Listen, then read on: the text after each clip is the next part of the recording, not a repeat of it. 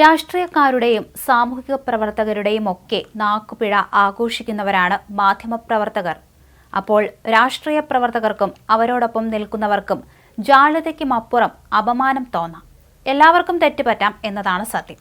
VSന്റെ വിലാപയാത്ര report ചെയ്യാനും ചാനലുകൾ തമ്മിൽ മത്സരമാണ്. തലസ്ഥാനത്ത് നിന്ന് ആലപ്പുഴയിൽ എത്തുന്നതുവരെ ഓരോ രംഗവും ഒപ്പിയെടുത്ത് വിവരണം നടത്തുക എന്നത് എളുപ്പമല്ല.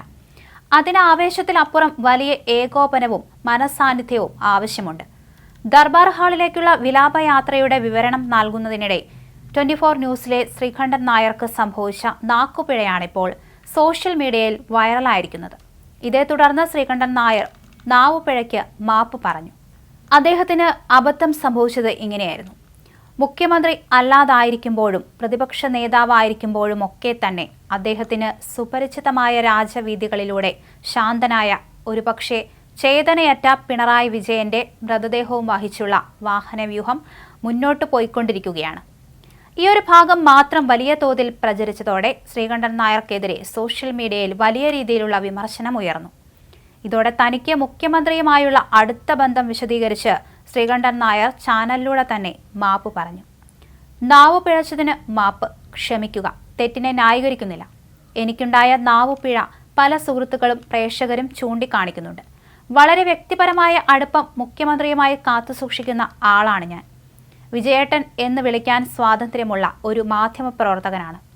പലരും പറയുന്നത് ഒരുപാട് കാലം സീനിയോറിറ്റിയുള്ള ഒരാളിൽ നിന്ന് ഇത് പ്രതീക്ഷിച്ചില്ല എന്നാണ്.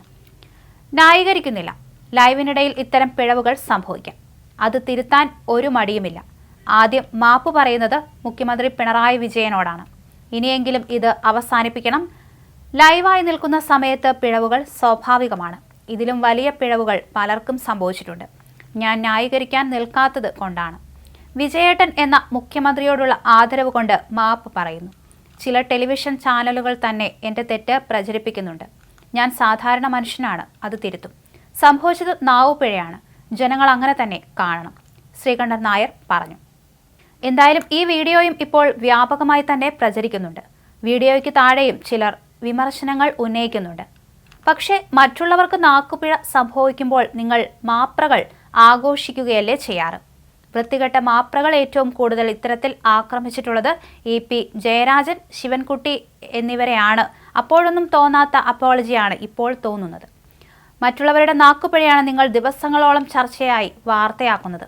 അങ്ങനെ രാഷ്ട്രീയ സാമൂഹിക പ്രവർത്തകരായ ചിലർക്ക് നാക്കുപിഴയുണ്ടാകുമ്പോൾ നിങ്ങൾ നൽകുന്ന മീഡിയ പബ്ലിസിറ്റിയിൽ അവർക്കുണ്ടാകുന്ന വേദനയും പൊതുജനങ്ങൾക്കിടയിൽ ഉണ്ടാകുന്ന അപഹാസ്യതയും ഇനിയെങ്കിലും താങ്കൾ മനസ്സിലാക്കണം.